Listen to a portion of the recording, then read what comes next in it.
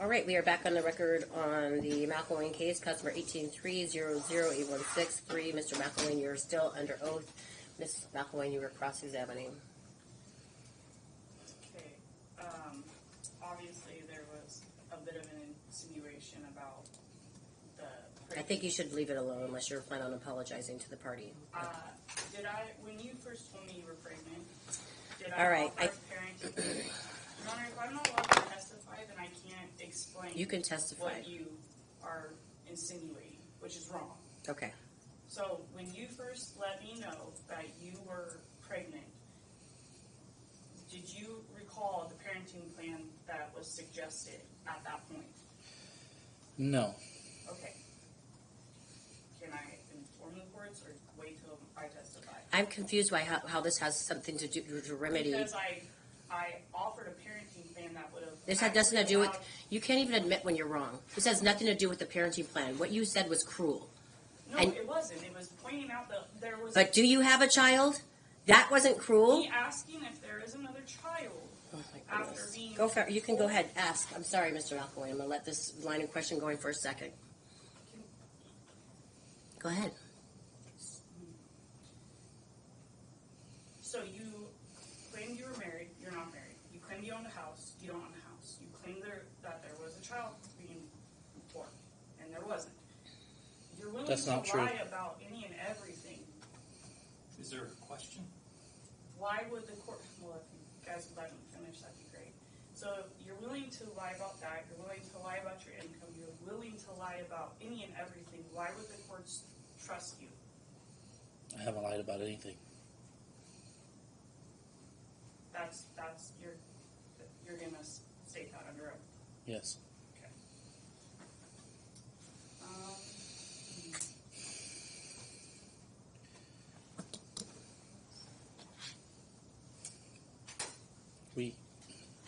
You're not saying anything? There's not a question asked yet.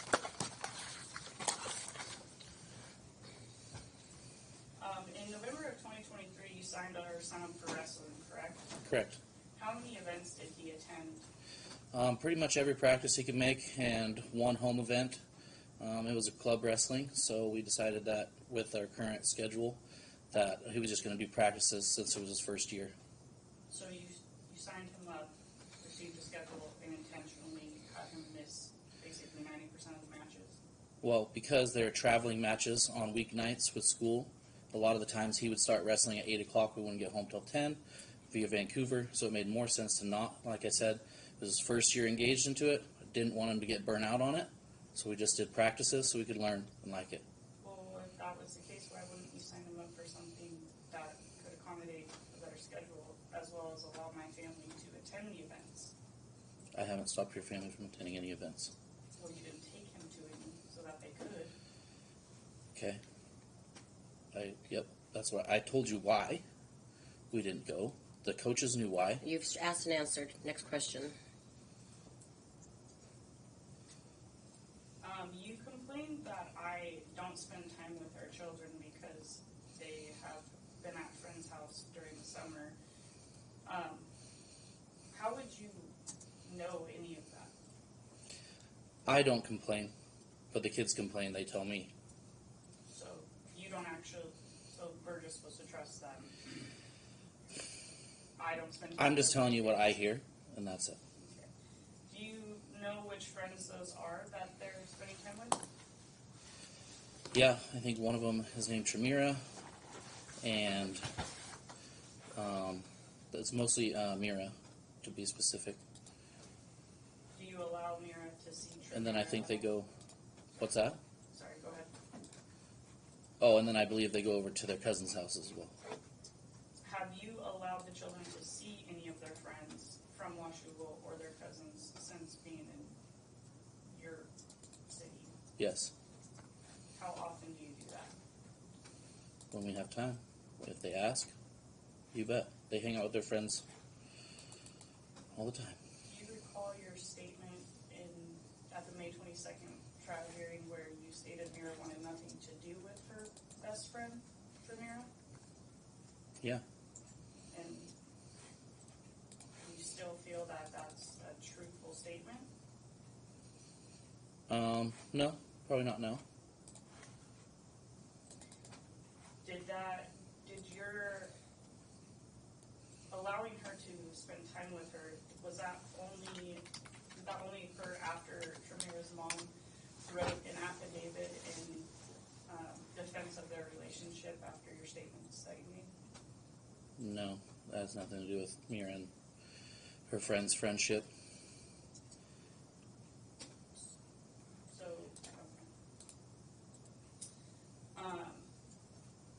you've continued to say that our daughter, Mira especially, has really opened up, blossomed, and is thriving.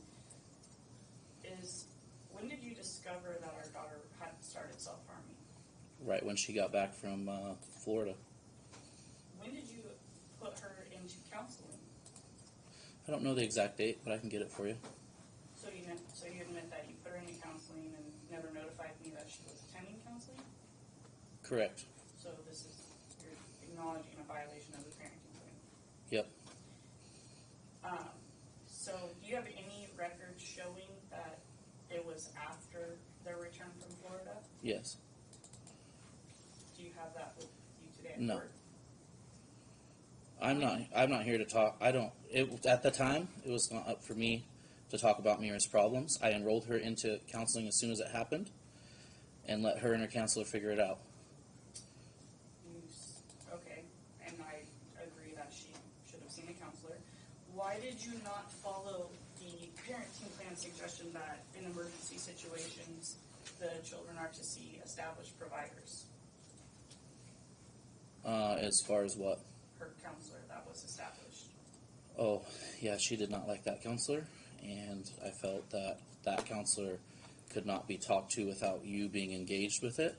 And since it directly reflected with you going on with that I felt it best for Mira to pick her counselor, and she picked her counselor, and I had nothing to do with it after that. She saw her counselor as much as she wanted, and as much as the counselor said they should see each other. So you're making some pretty Question?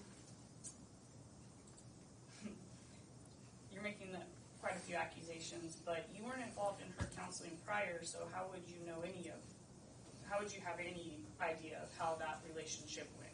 I was involved. I did meet the counselor before that. And do you recall how many times I had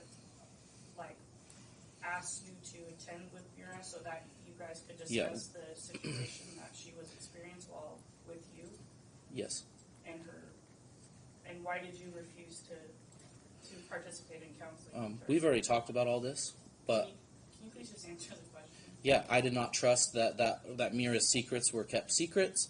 I did not feel that. I felt that you were basically every time the kids went there was repercussions for what they said to the counselor, and I didn't honestly. My opinions about the counselor were because she said that dads should have nothing to do with kids. It should be strictly moms, and I see that's not true. So we're not going to align ourselves. I said, and then after that, I said, I do not want the kids to go and see that counselor. I would like to talk about other ones, and then that was that. You didn't let them. You're claiming that her secrets weren't kept from all of us, but neither you or I had access to her records, correct? I'm not 100% sure on what I did not have access to them, no. Okay, and neither did I. So is that not just an assumption you created? You don't actually know because you weren't involved and didn't participate, nor did you get any records of what Mira had reported to the counselor until the letter was presented to court. I just knew that you knew things that she said to the counselor. That's all. Just like how the children have told you things, they have also told me things.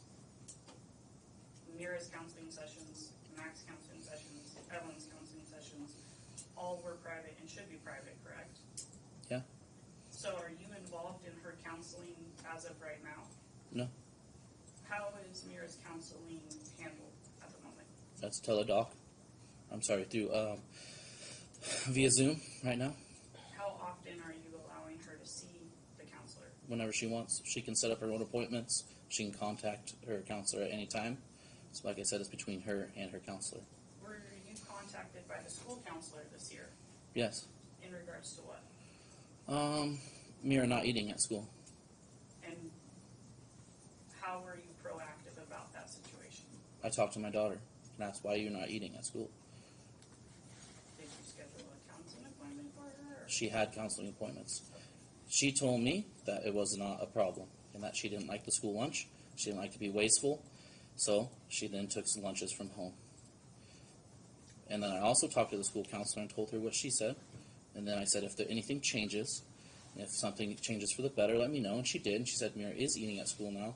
And it was all discussed. Do you know what date this was? No. Would you say it was more towards the end of the school year? Yeah, probably. So an entire school year went by, and not one time did you notice your daughter not eating a meal. I asked my daughter if she was eating meals. Sometimes she would take food from home. Sometimes she would eat school lunches. I do not sit and eat lunch with my daughter at school. So she tells me she was eating. She eats really well at home. She's very healthy. She's a very health-conscious kid. So Given the fact that our daughter was self-harming and now not eating,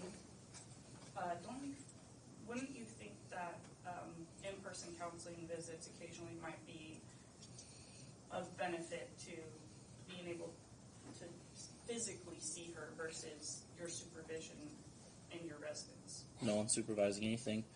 Mira has her own room where she goes down and talks to at will. So that's where Mira felt most comfortable. I gave her the choice. You could go in person if you want, or you can do it from your room. Mira liked doing it from her room, and the convenience of that.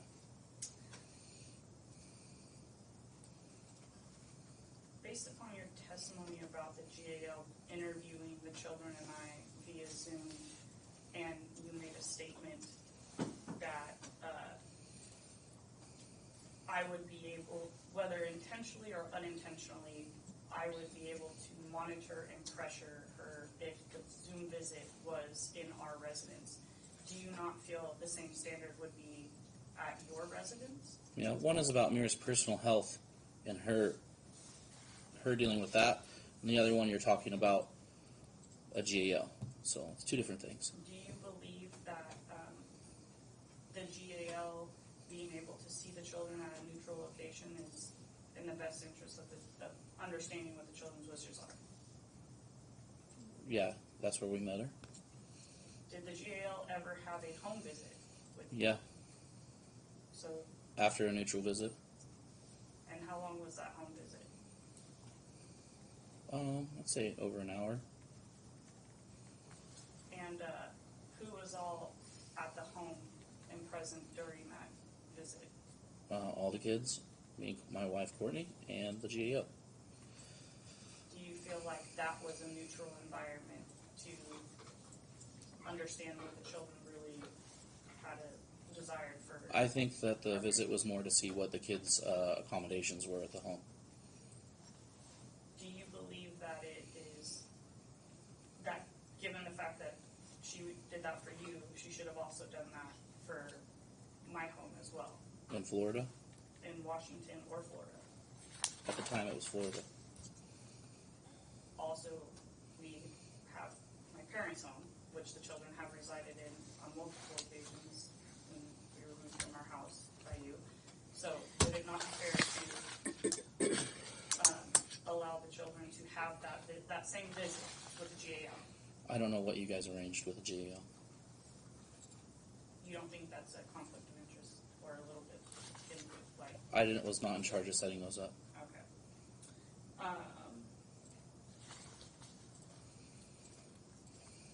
So you don't have any.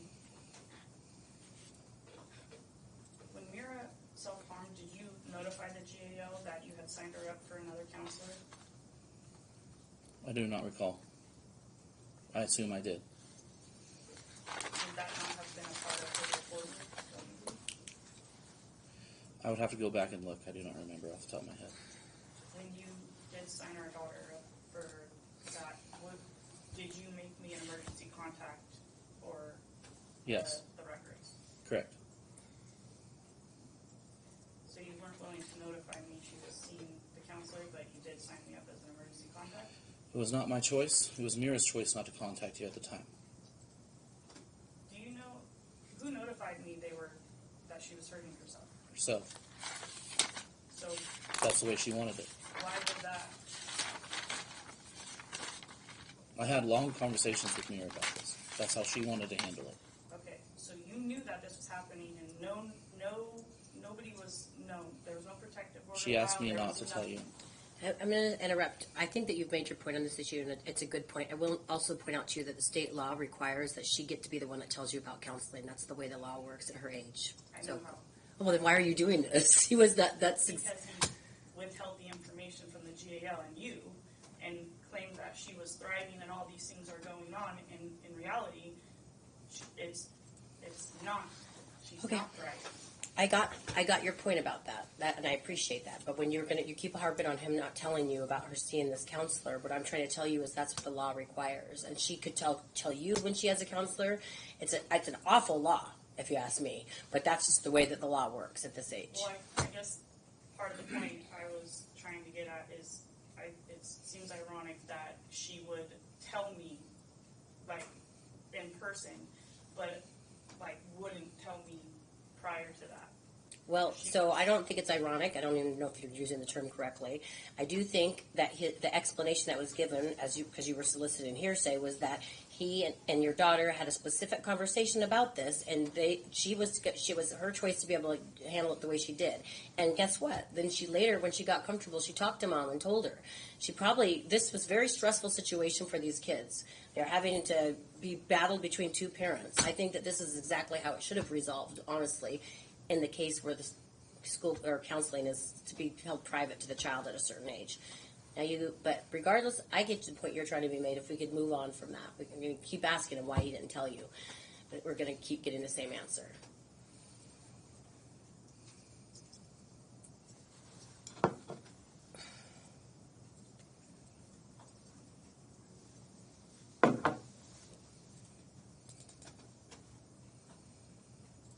Do you believe that a mother's role is equally important in their children's lives as a father? Yes.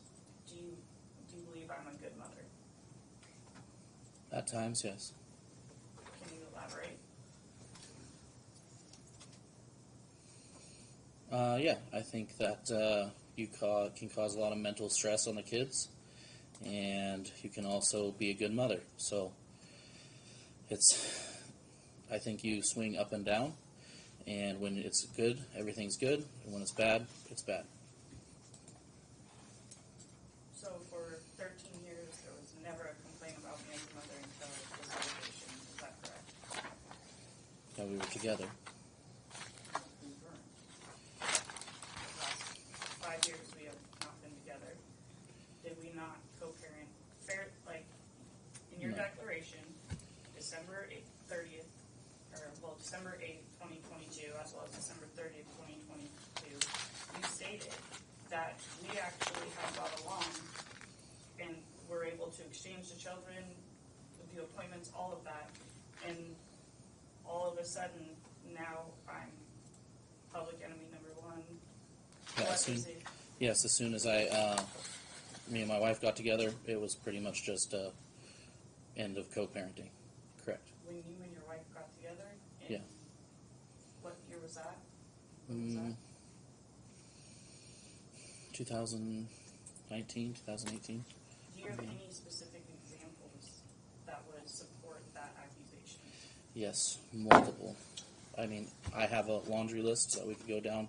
We've No, covered we do this a not. lot. We have already covered all this. Yeah. So there really isn't. I think someone getting called a dog is probably good enough to stop that process. After verbally abusing my son, yeah. Okay. Do you believe that your home environment is adequate and healthy for the children? You've asked this question. It's been asked and answered. Yes. Have you exposed the children to any domestic violence No. arguments?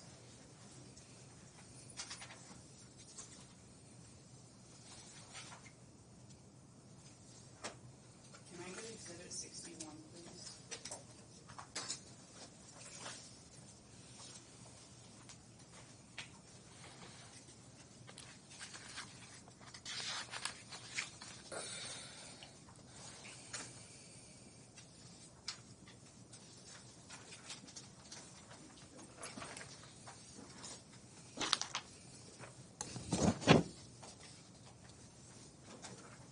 Are there any objections to this exhibit before the court hears it? Yes, sir.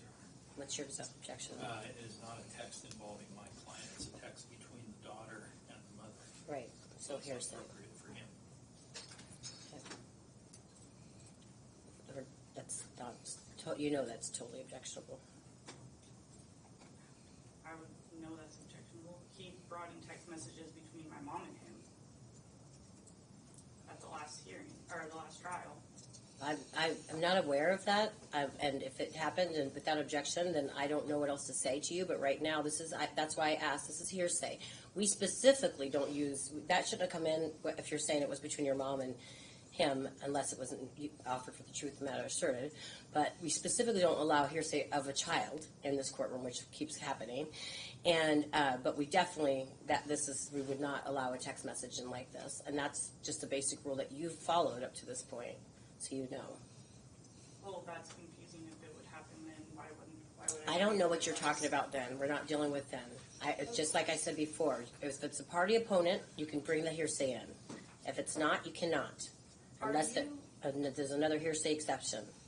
Are you, like, running this litigation? Like, are you the one in contact with Mr. Foley asking for these things to be filed and all of this? Your Honor, I would object to attorney-client privilege. Sustained. Next question. Have you ever had anybody sign your declarations for you? No. Can I get Exhibit 17, please? Can we get a relevancy objection, please? I'm not gonna. This is gonna make me crazy. I've got to look at 17B.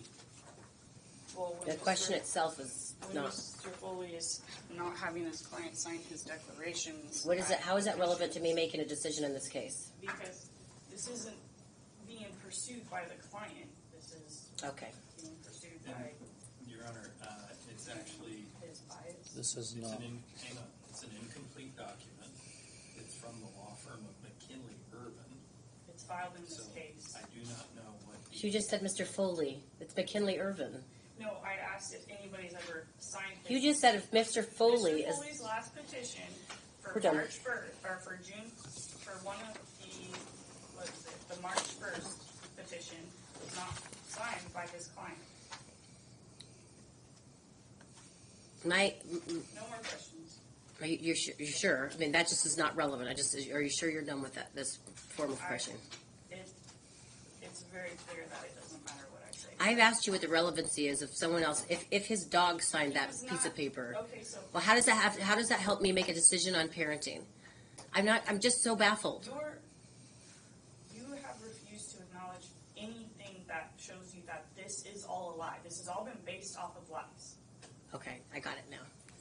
Like, Any further questions? like the change of all of this, not true. Okay. Did you have any other questions for Stanley? No. You can step down. Or, Actually, Oh, just real quick. Mr. McElwain, how much have you incurred in attorney's fees beginning with the filing of the motion to allow the children to attend your wedding? About $55,000. Okay. Has Melissa's willingness to co-parent since you and Courtney got together changed? No. I mean, did she refuse to co-parent before that? Before me and Courtney got together? No, she did not refuse. Okay, but once you got together with Courtney, has there been, I guess, an unhealthy focus on your relationship? by Completely. Melissa? Yeah. Okay. And do you believe that her disdain for you and Courtney is affecting her ability to parent the children? I would say so. And then there was some talk about the counseling. Did Mira specifically tell you that she did not want Melissa to know that she was going to see the counselor? Yes. Okay. And at one point, Melissa had testified, I can't remember if it was in person or via an affidavit, that she had made recordings of the children after their counseling sessions. Were you ever provided those recordings? No. Do you know what those recordings said? No. Do you think it was appropriate for her to record the children, whether they knew or not? No. Thank you. Anything else? I can, Ask on that subject matter.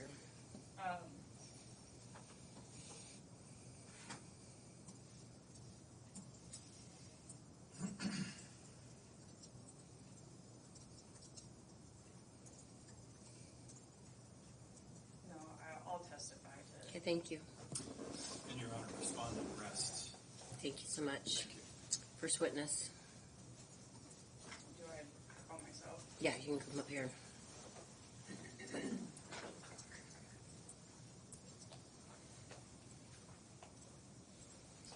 Stand there first. Please state your name and spell your.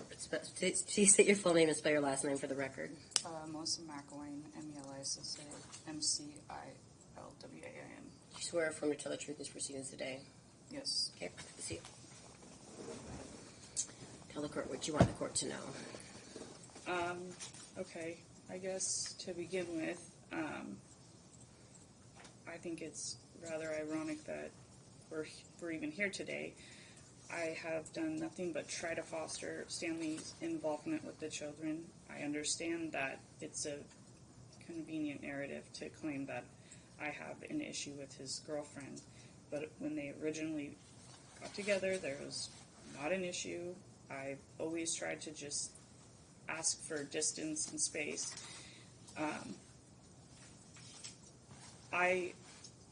Since this seems to be brought up constantly, I personally don't care who Stanley has a relationship with. My only issue has ever been with the treatment of the children that I have been told firsthand.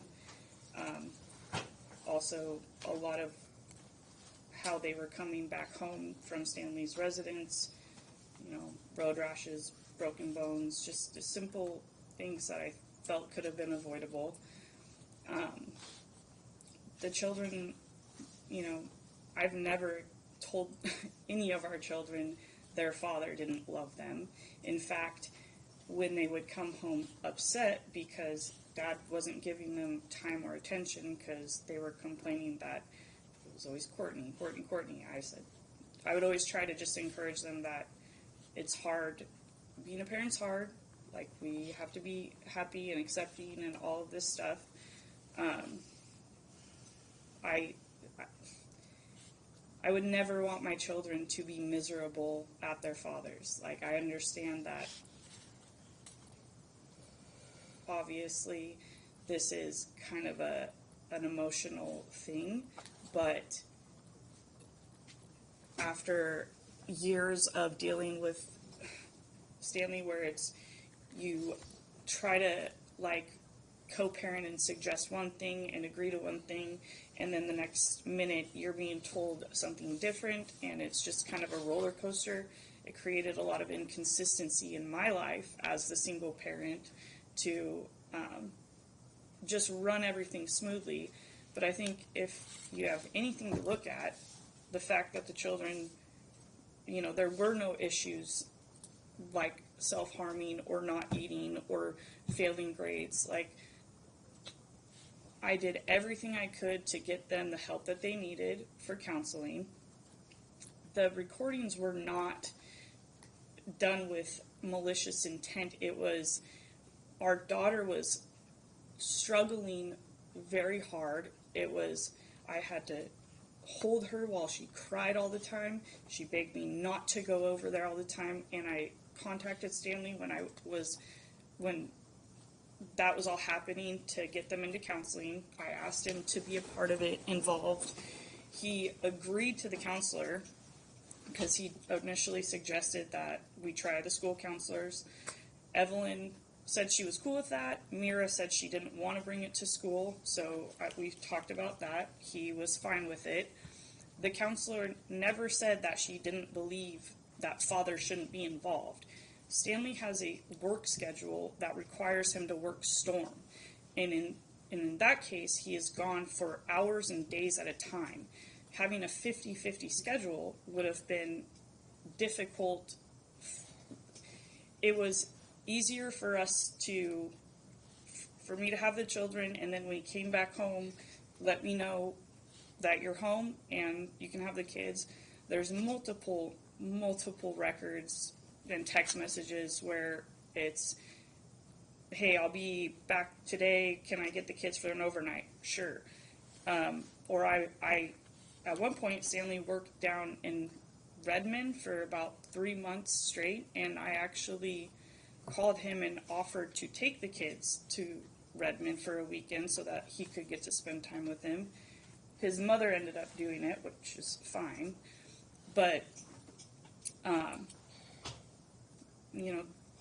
there was never this kind of hostility in this case as there has been up to this point, but there was always a concern of the environment the children were being exposed to while at their father's, including the initial introduction to his wife, girlfriend, whatever, that was devastating for the children because we were still living in the same house and they had no idea what was going on.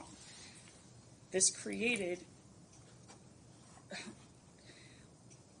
to try to explain what I witnessed my children go through and that it didn't need to happen like that, and I genuinely tried to ask Stanley to just slowly introduce Courtney just so that they would not think that we broke up because of their relationship.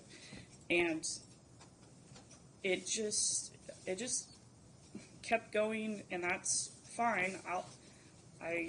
All I tried to do was be there for the kids when they had a hard time with it. I never told Stanley he couldn't be with Courtney or shouldn't be with Courtney. There's not one text message or message that you will find where I said, I don't want you to be with her. So this whole spiteful thing is it's getting a little old, because the opportunity that I had in Florida for a career would have benefited not just my home and the children's home, but Stanley as well, because I would have made an income that would have minimized child support, if not eliminated it altogether. I suggested as close to a 50-50 parenting plan. I'm a little confused as why he was allowed to move, but I wasn't allowed to move. And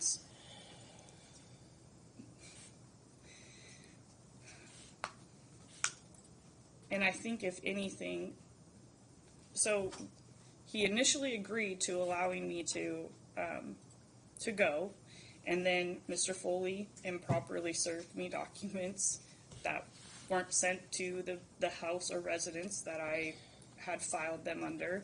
Stanley initially agreed. At the January 5th hearing, it was stated that there was no reason the children wouldn't be going with me. The statutes were the statutes. That, I'm not going to keep these children away from their mother for another 10 days. I think that would be detrimental to them. And sorry, you'll have to come back, get a plane ticket, and then take the kids. I finalized the residence. I had to pay not just one security deposit, but two, because the respondent, when he kicked us out of the house, he refused to pay the mortgage for not just 1 month, not two, but a total of 6 months. So I had no rental history and was just trying to build a better life for myself and the children. To claim I did it out of spite is just very...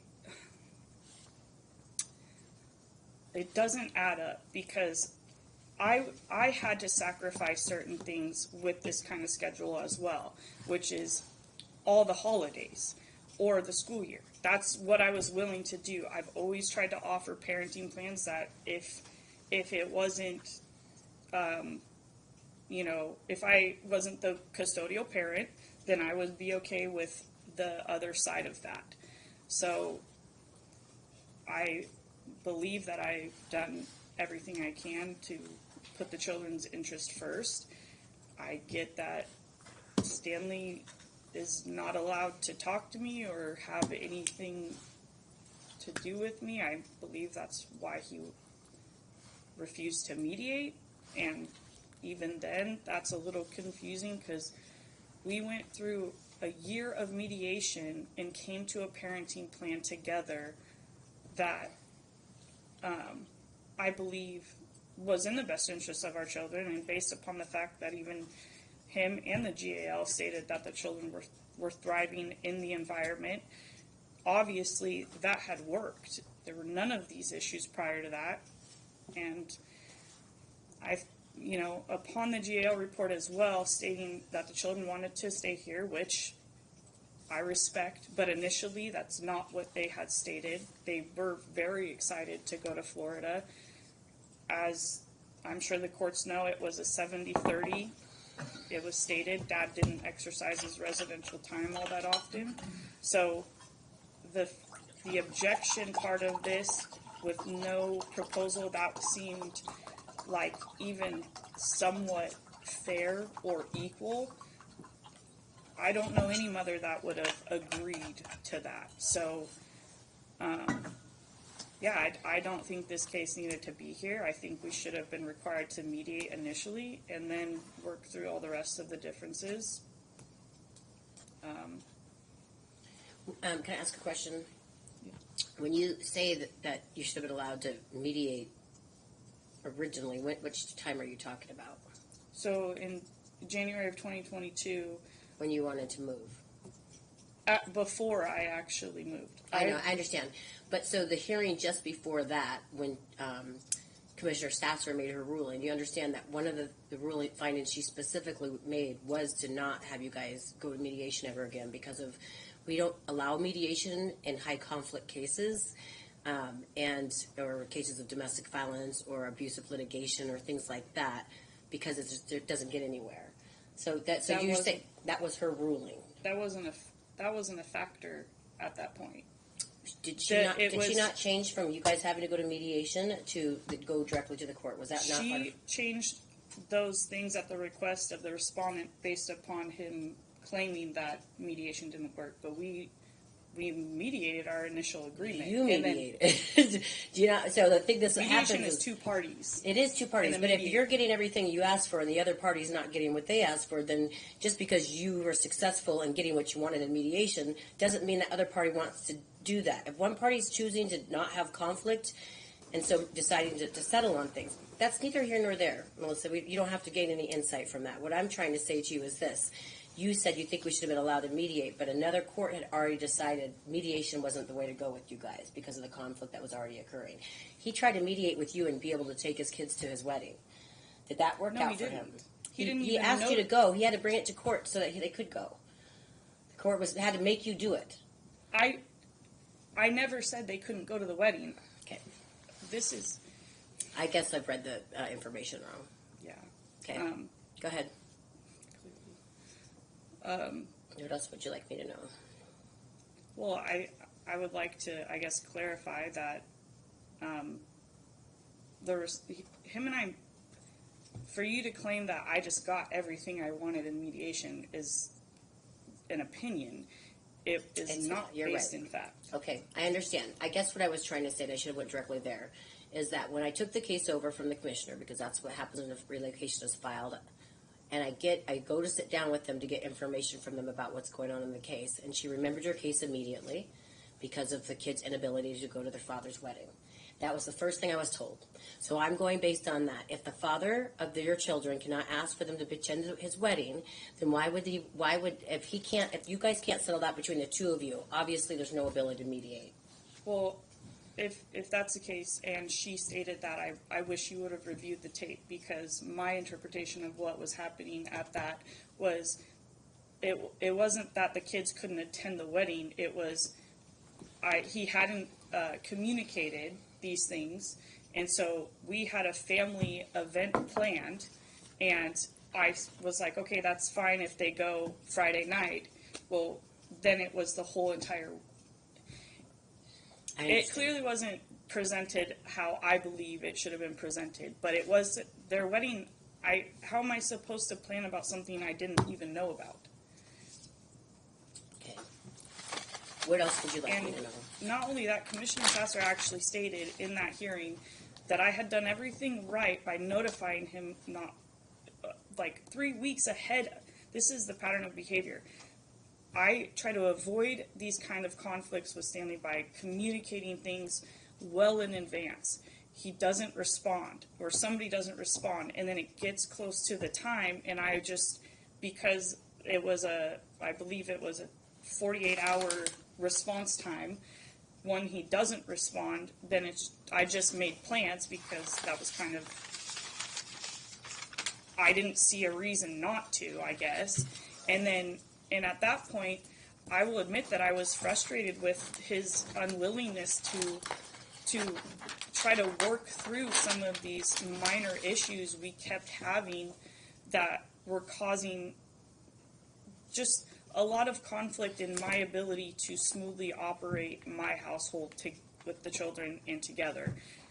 I sent him an email stating, like, hey, I'd like to do this. If there's anything you want to change, I'm open to talking about it. I think we should do this. If he wanted to change, I never had a problem with joint decision making.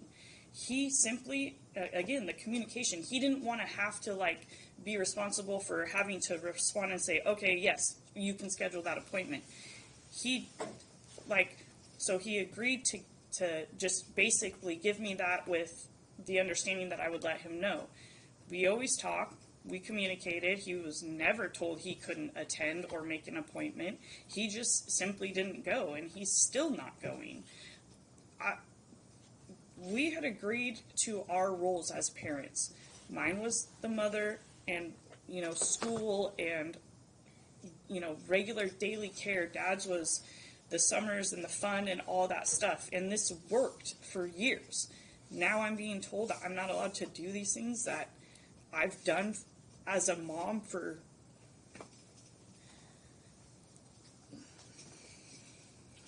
the children's entire lives.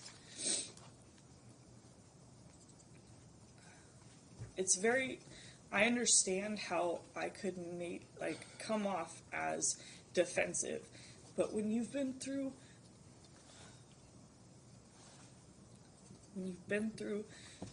this roller coaster of all of this and getting accused of these things and being scapegoated for whatever problem, I don't contact Stanley. I don't contact Courtney. I simply try to co-parent with Stanley. I wanted Stanley to be involved. That is what our kids wanted. So trying to do that and then having all of this happen, where the GAL report says this, at the last trial, you stated, so if you're not available to do these things, don't you think Dad should do it? And I said, yeah, absolutely. And if he's not available to do it, why wouldn't I be able to do it? The filings and petitions made it sound like Stanley was ready to co-parent and be involved. When he moved and he didn't notify us, first of all, I had sold my house before he even moved and notified him. I gave him an email, let him know, said I'll keep you up to date on what we're going to do. But he, moved, and I guess, maybe naively, I didn't think, okay, now that he's an hour away, his involvement is going to be more, because we were 5 minutes away, and it felt like pulling teeth to get him to be present at these things. The Christmas recital of 2021, he came to Evelyn's, and he didn't show up for Mira's because he went to work Storm, and I was the person that had to deal with the fallout for those kids every time. And I know I've always said Stanley is a good provider. That is something we developed a good career for him, for our family and children. As a matter of fact, right when we were separating and divorcing, and Courtney was a part of the program at that point, there was no hostility like that. I actually believed that she probably didn't know a lot of what was going on, because he's not always truthful about what is happening. And based upon some of the posts on Facebook, I think that's pretty obvious. But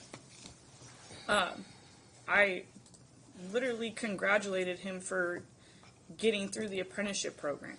I told you, I think it's really great that you finished this. It's good for our children. It's a good example. you know, this insinuation that I would try to make my children suffer, or, you know, like, I asked for the divorce. I knew Stanley was going to see somebody. That doesn't mean that I'm sitting here just like so mad. Like, I have my own personal life too. I just am more private about it. But I don't care what he does. I only care about what happens to my children. And I'm sorry that after years of hearing, you know, I think we all talk to our moms and confide in our moms, and after years of hearing things that were very concerning to me, I simply asked that Courtney not contact me. I don't want anything to do with her. Yes, when my children came home Thanksgiving and my daughter was so distraught and upset at how she had talked to her little brother, I was pretty upset myself, and I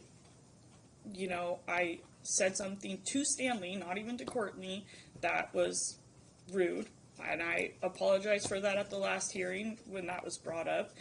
But to use one example over the last 5 years as look at how hateful this person is, it's just getting old. And there have been a lot of things that have happened that I don't know exactly what was reported to the counselor by the children. I only know what was reported to me. And Mira has a very hard time expressing her feelings about some of this situation. So in an effort to try to help her, to figure out how to help her, this recording that happened on my front porch in my security camera, like, I took it to the counselor and said, this is what I'm dealing with. What do I do? And I asked him to attend the counseling session so there could be some kind of, you know, understanding of what it was she was feeling in a safe setting where she didn't feel like she was getting interrogated or, you know, pressured. And it's just very frustrating to sit here and see that the kids and what they want is getting completely sidelined for this narrative. So, is there anything else you'd like No. for me to say? I mean, you think, I think that the only question I had, you just answered what your perspective is that the kids' needs and wishes right now are not being addressed, that they want to be apparently with you. They want to be with us both, which is, I've tried to offer and suggest as many times as I can, as equal of a parenting plan as possible, with us having, obviously, as minimal contact until we can figure out how to, you know, deal with each other in a healthy way, I guess. I don't have any desire to fight with Stanley. This is incredibly frustrating because I do feel that him and I we actually get along for the most part when it's just him and I, like, dealing with things together. You know, I've always tried to, I understand he has a very demanding work schedule, and I've always tried to accommodate that because I do think a father is important to his children and a mother, and, you know, their entire family, like, over the last year, they have not got to see half of the people that they've spent most of their entire lives having relationships with.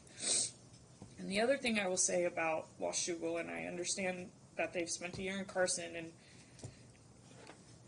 the only thing that really frustrates me about that is that Washougal is a center point for all of our lives. So even if Stanley wanted the children to stay with him,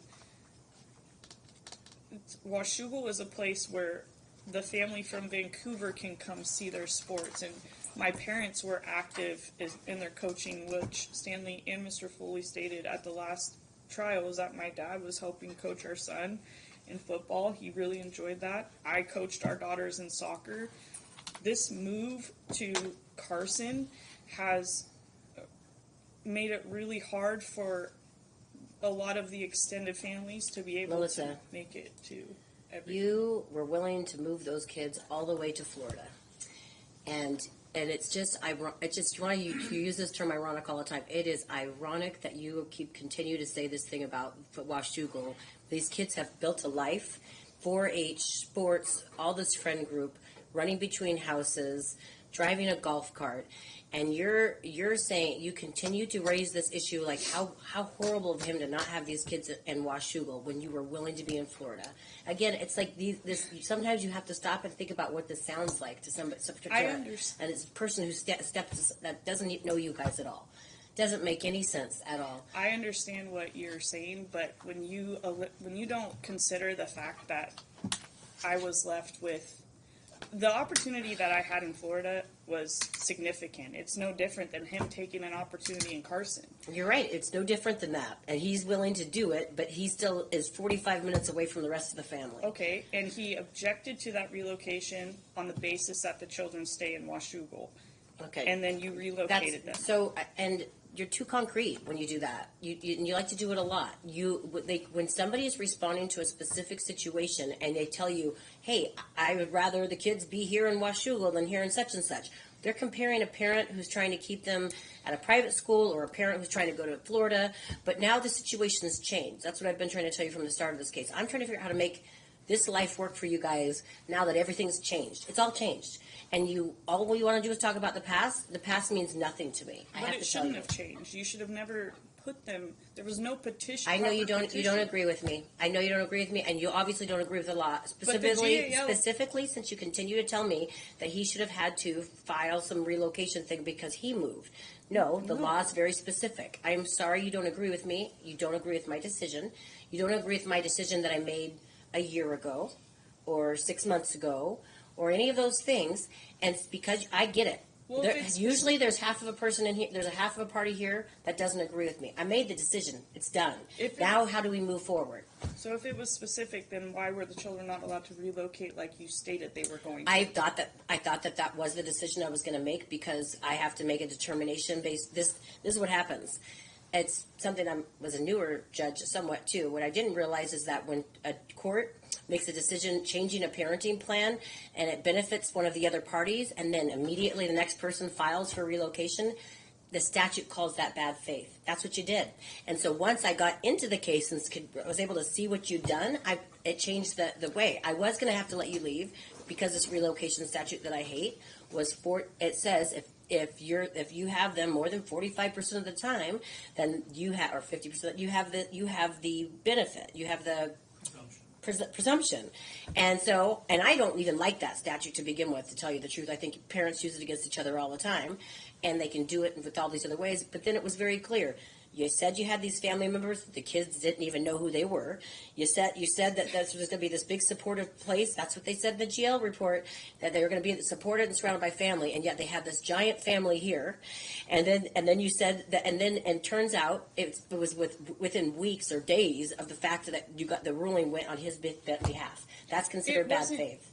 That you may not. That's fine. This is how this court determined it. Well, if you're going to look at all the factors, then you actually should look at all the factors. That factor is by itself. You can meet all these other factors, but if I determine bad faith, it's done. Well, I determined bad faith. Okay, but you also stated at that January 6th hearing that you had looked at all of that and I didn't have a close enough look. That's why we do trials. I didn't have a close enough look. And so when I finally had a close enough look, and when I had a close enough look, you know what else I saw? Ugly messages. People standing in people's way. No, no, no, no, no. So it really gave me a picture that I understood. When I had to talk to Commissioner Sasser, and she talked to me about this wedding thing, then I realized, no, this is not about just you're moving all the way to the furthest place in the country. when you have the most supportive and loving family here with you now, and he's here, and he's got this thing, and he's now fighting to spend more time with his kids. And I know, and this is your good argument, and I get this, that he wasn't doing anything he should have been doing when you guys were married or any of this other stuff. Fine, that's past. So as soon as he says he's going to step up, you're like, bye. No, that's That's exactly how it that's looked to me. because he was paying an attorney to create all of this chaos. Okay, well, most of the chaos I've seen every time we've come into court has been you. It's been then you you're- like you're repeating the same thing when I say, hey, I don't need any more information on this thing. I come back and I have to hear it again. I have to hear about the gun that may have been in Mac's room. I have to hear about we never there's resolve a- an issue. CPS report. There's all of this stuff. There's all of these things That's so showing these unfounded, things, and you unfounded. keep my children here. It was with an this person. all your stuff was unfounded. Okay, You're going to continue so- to make allegations. So then, Right now, let me tell you what I'm trying. I want you to understand what I'm trying to determine.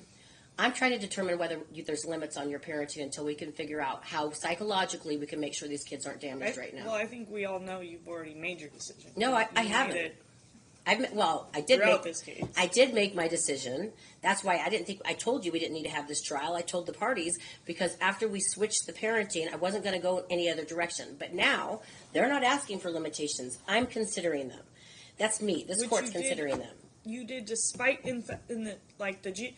So the GAO You're report, not getting what I'm saying. If you got it, then you would really you'd take a second and take a breath. I'm talking about limitations where you actually have to go get some help before I allow these kids to spend time with you.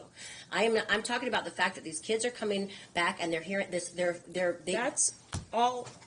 So you're not even going to consider all of these lies and these petitions. I want to and find out. documents, I want to find out. Is Is there that not anything what else the that you want me to GAO know? report was for? Is there anything else? Yeah. Now I'm going to ask for a bilateral evaluation because I think that's great. Good. Go ahead. Okay. I think Good. In fact, I Good. don't know if you can talk Is to there the anything? children yourself. Is there anything else that you'd like me to know at this time? Well, Before I want you to call your other again- witnesses if you have other witnesses to call. I do. Okay. But I'd like to reiterate. This is just a narrative. You asked me when I filed for the relocation petition, you said, if I don't approve it, what would you do? And I said, I will do anything to be with my children, and if that means moving back, I will move back. Okay. This wasn't about that. I wanted a career.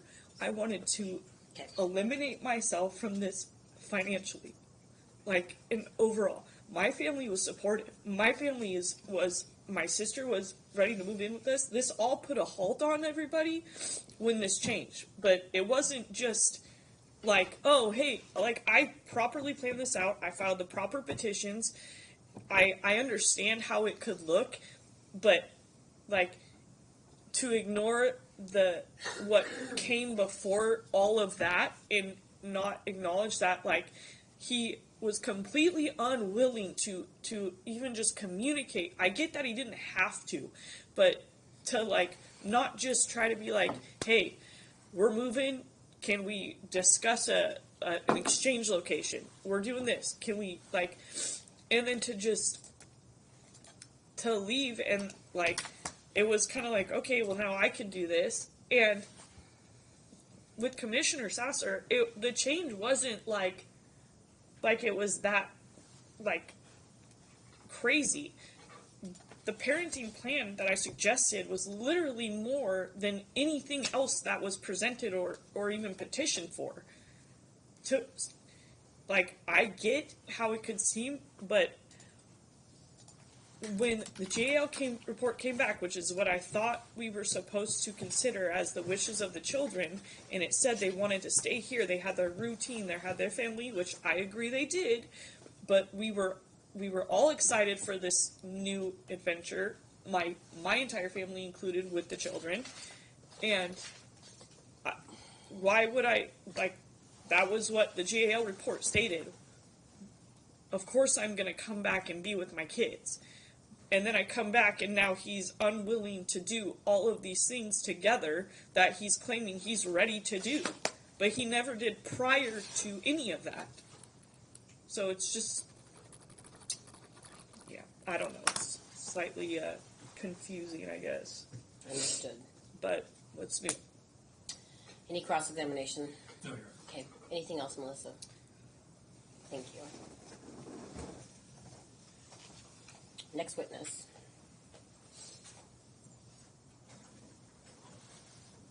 that mean? Yeah, he's done. He's They done. rested their case. That,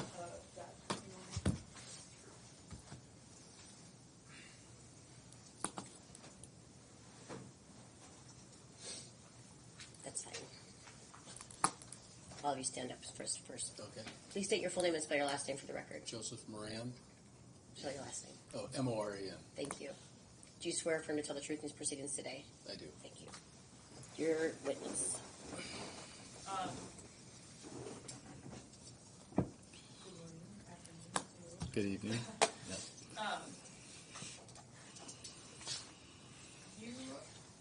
Can you explain to the court, like, your role with the children?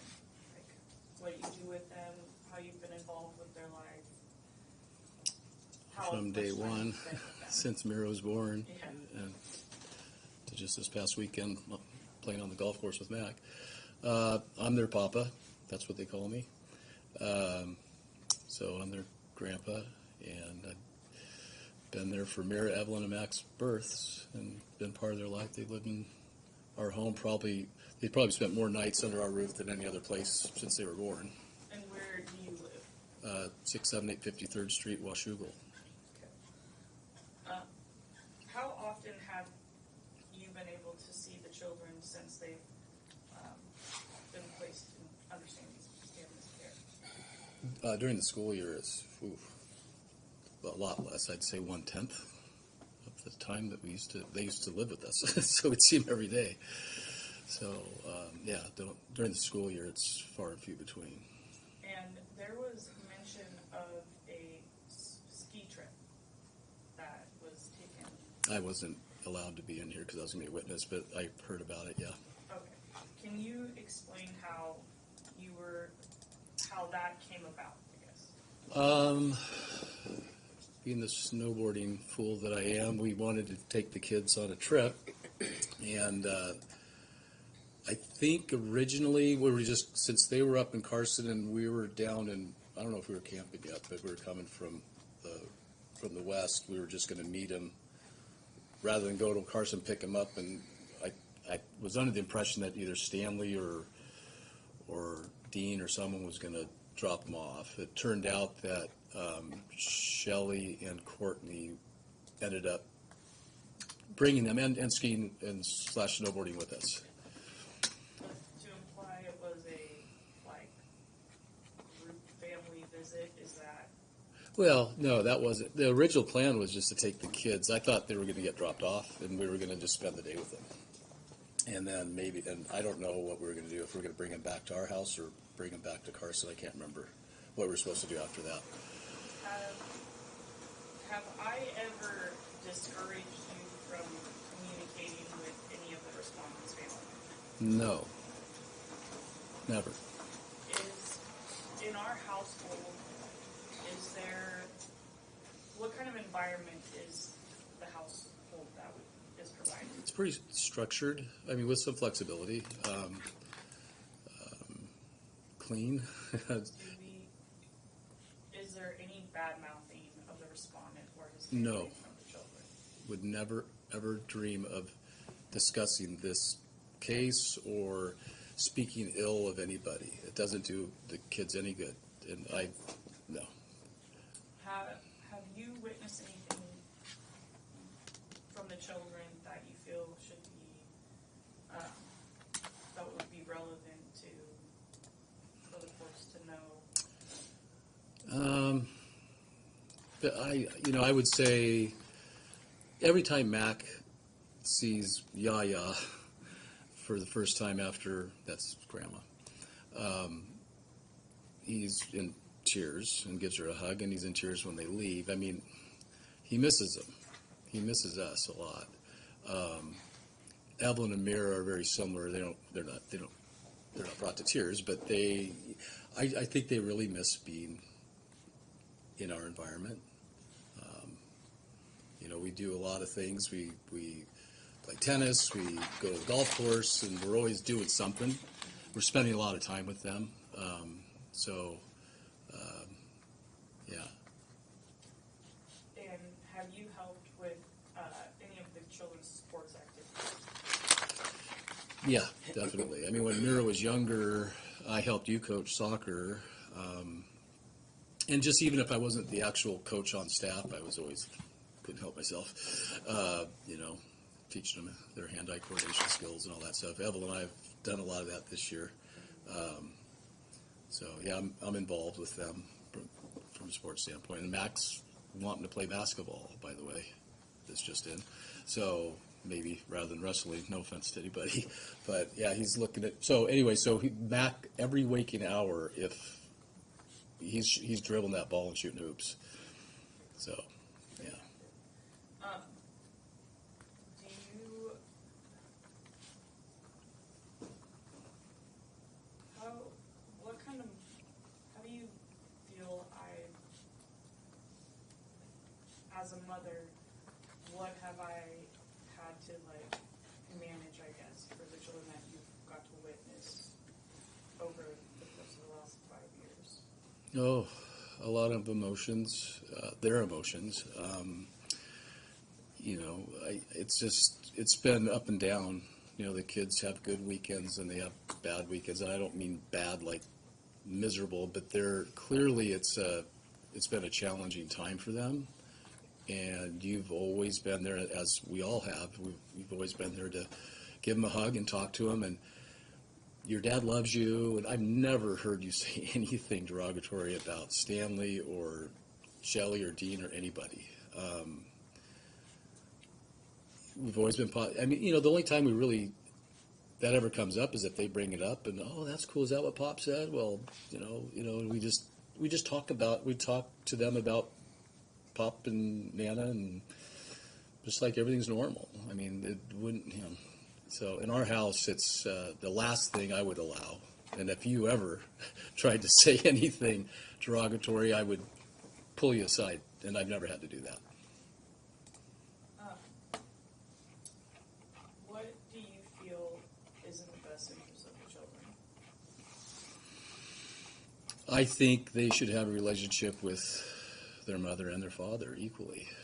I think the school year is the tough one because it's, you know, they're gone all the time during the school year. We never get to see them. They hardly get to see you. An hour away, and it's a rough road in the wintertime, so even if you could see them, sometimes you can't. So, I mean, I think what's best for the children, obviously, is as even as possible time with both mom and dad. Is there anything else that you feel would be important to clarify or for the court to know to help make the best determination for the children at this point? I think this whole thing got off on the wrong foot, which is the understatement of the century.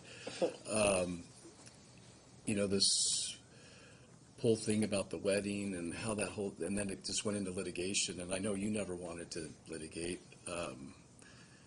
I think it could have been resolved through mediation, and it really almost did. I think, I mean, I think in hindsight, everybody could have done things differently on both sides. Because we were really close to.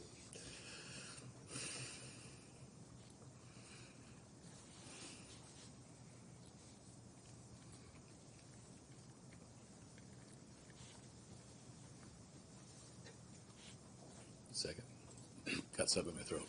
Yeah. You got that. I'm good. Yeah. Oh, sissy. I'm just kidding. Are you guys Greek? Irish. Irish. Okay. Same problem. I was just no Popeye. Yeah. That's all I was just wondering about. Bladder's too close to the eyes. No, we're always really close to Shelley and Dean and everybody. I guess I already asked that. Just a shame. I don't believe I have any more questions at this point. What is your suggestions for doing something different? Well, they were thriving in Washougal. Now that they've been there for a year, you know, I think Mira really wants to go to high school in Washougal. She said as much, but she's afraid to say something to her dad. I don't know.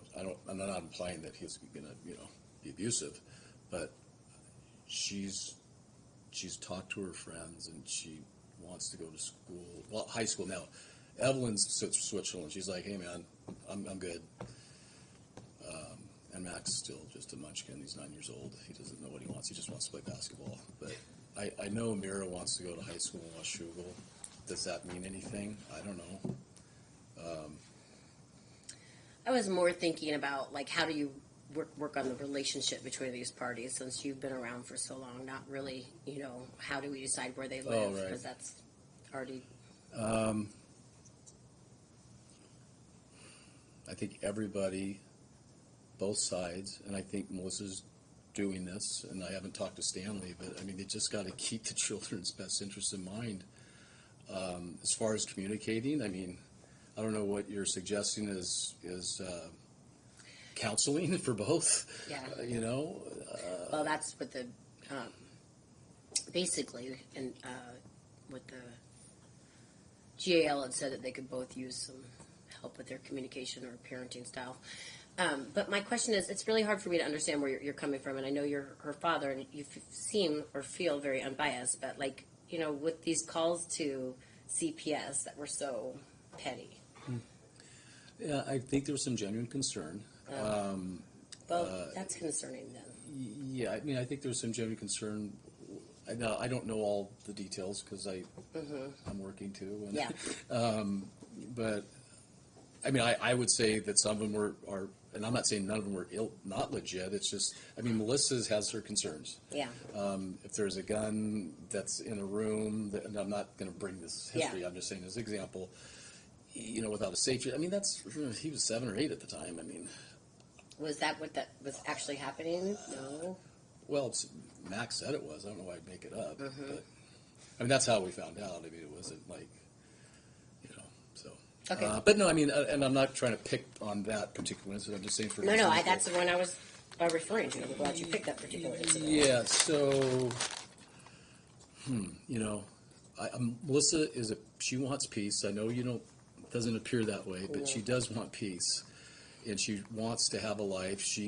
When she went to Florida, I do believe it was a unique opportunity. Could there have been another one in Montana? Maybe, but she had a friend down there that vouched for her and allowed her to get into this program that she would have been on a waiting list here and probably would have taken forever. So we don't need to necessarily revisit the whole Florida thing as much as it was being done not out of spite, but to get out from under the inconsistent financial support from Stanley.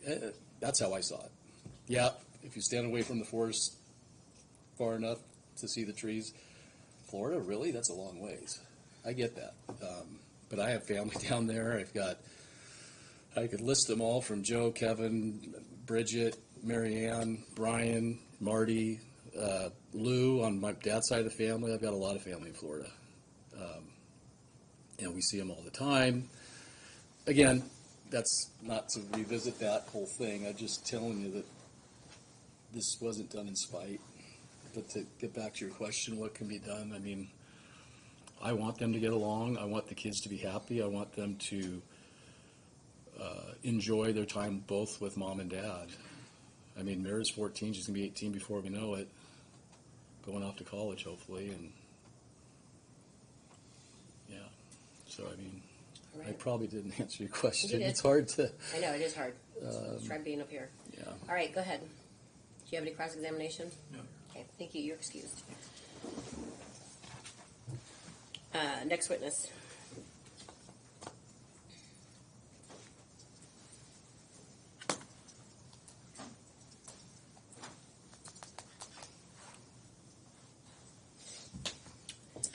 Please state your full name and spell your last name for the record. Pamela Moran, Moran. Do you swear affirm to tell the truth in these proceedings today? Yes. Thank you. Your witness.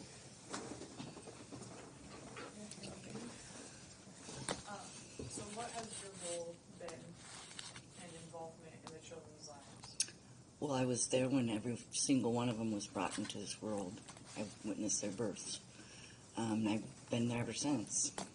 Every step of the way, from kindergarten days to sports and everything. Holidays, just everything that you can imagine that grandma would do. Is there anything that you personally witnessed from the children that was of concern? Well, yeah, obviously are emotionally, this has been really hard for them, and it's been especially difficult to watch. And, you know, like Joe said, there are times when the kids, you know, are just really having fun and not thinking a lot about all the, you know, stuff they're wading through, and then there are times when you can, it's weighing on them. And I think a lot of that has to do with the fact that they're not with you as much as they should be, that it's affecting them deeply. When they are behaving, when it is clear that this is maybe taking a little bit of a toll on them, how do you feel I manage that situation with them? Pretty good. I think you are good at redirecting their, you know, by doing activities and just doing the fun stuff you guys do, and or going to the clubhouse, or just, you know, distracting them really, just to refocus their energy on something positive. And, you know, they have every right to feel their feelings. I just think it's probably not very healthy to dwell too long there, because, I mean, they're lucky in the sense they have two parents that love them very much. And a lot of kids don't have that much going for them. It's just unfortunate. And the McElwains were like a second family to us. I mean, so that's been, you know, really hard to not be able to, you know, get along. Which, I mean, we do our very best to get along, but it's just been difficult, this, you know, this chasm that there is now, which just doesn't seem fair to the kids in any way. Is the reason that relationship has changed, what is that? Is that because of me directing it to change, or why? No, it's just, you know, that's part of divorce, you know, when couples separate. But I have tried to reach out to Stan to help out, like, say, with the wrestling thing. I volunteered to drive Mac around, and he declined that. I did ask him on my birthday, when you guys all showed up and did that little impromptu birthday party, if we could keep the kids a little bit longer, and he gave us an extra hour. You know, I've always tried to get along with Stanley and communicate with him, and we're cordial. I mean, we don't name call or do anything like that. I think, you know, as long as we're doing what's in the best interest of the kids, all that's should be set aside. Stanley had claimed at the past hearing that you guys communicated all the time. Was there ever any issues that were brought up with your communication? No. So they were basically friendly. Mm-hmm. So that has that changed at all from when the children were with me? Versus Well, we don't communicate as much, but you're home now, so I mean, you're their mother, so I talk to you about, you know, plans and such like that. But I mean, if I needed to, I wouldn't feel bad about reaching out to Stanley and asking him for, you know, special time or something like that. But I don't. You don't, no, no, Or tell no.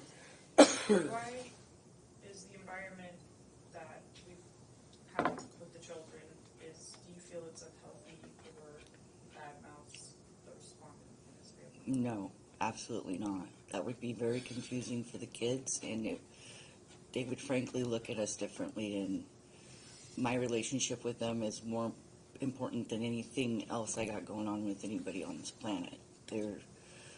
They deserve to be protected and loved, and to be innocent as much as possible from all this literal crap.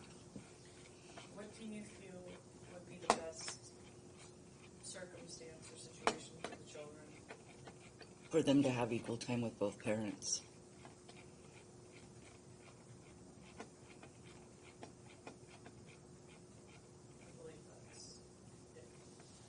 Any cross-examination? Nothing. Thank you so much. Next witness.